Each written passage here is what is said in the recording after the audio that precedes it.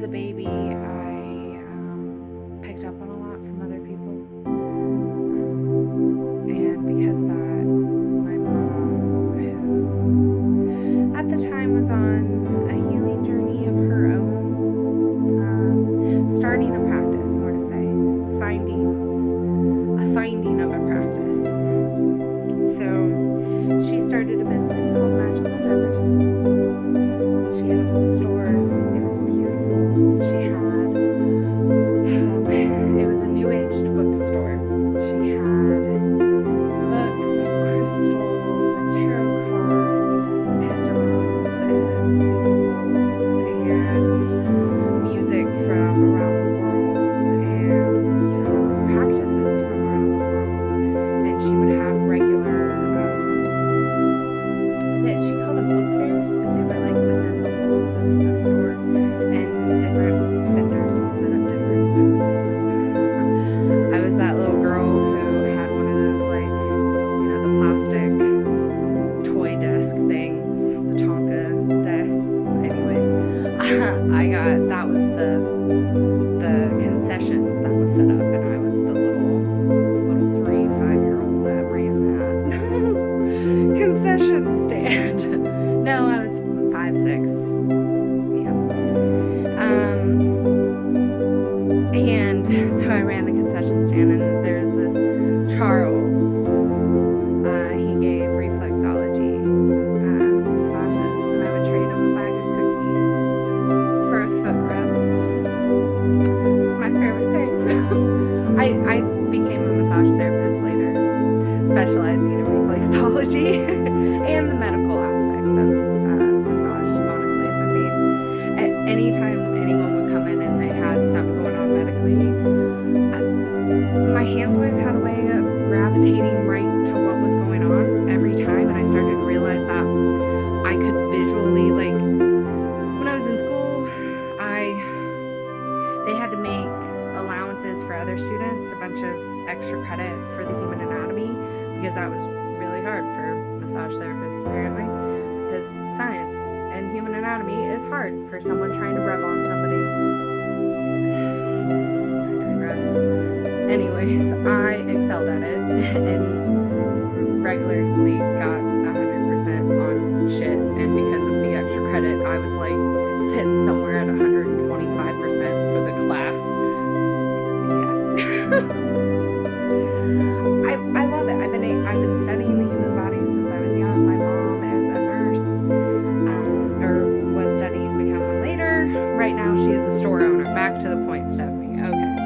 So, store owner. And I'm a little girl passing cookies for massages. Love it. Okay. Gosh.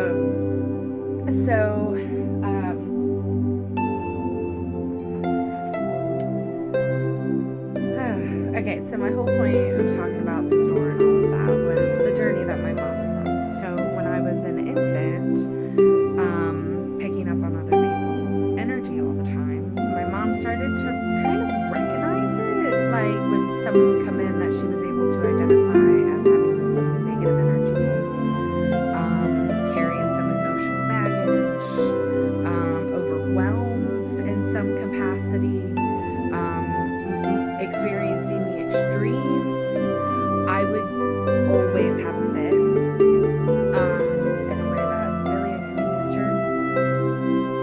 But you'll have that with narc moms.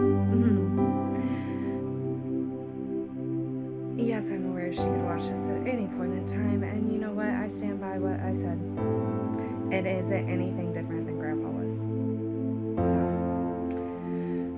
And you've acknowledged that before, so. Anyways. So, when I was a baby, experiencing these things, I was very blessed to have a mom on the journey that she was on, because it enabled her to pick up on those small little words. We're not going to try that one again. Intricacies. Thank you, whoever just gave that to me. Okay, so the small little intricacies of life, and because of that, she was able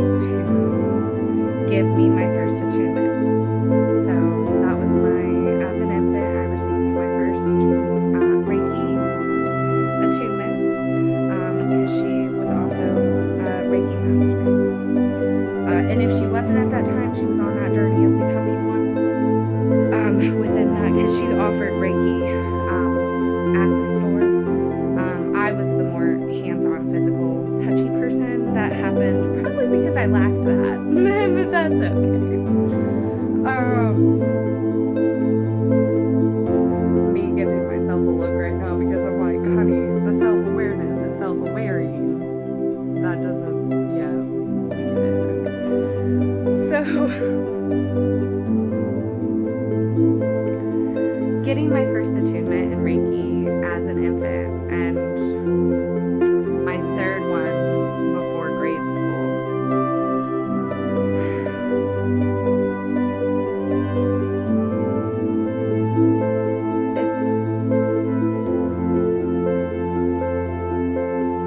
Yeah, I don't really have words for it.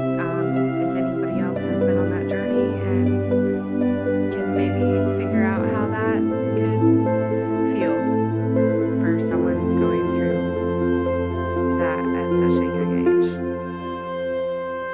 I became a parent to my parents. I became everything that they needed. However, when I say they, I should alter that because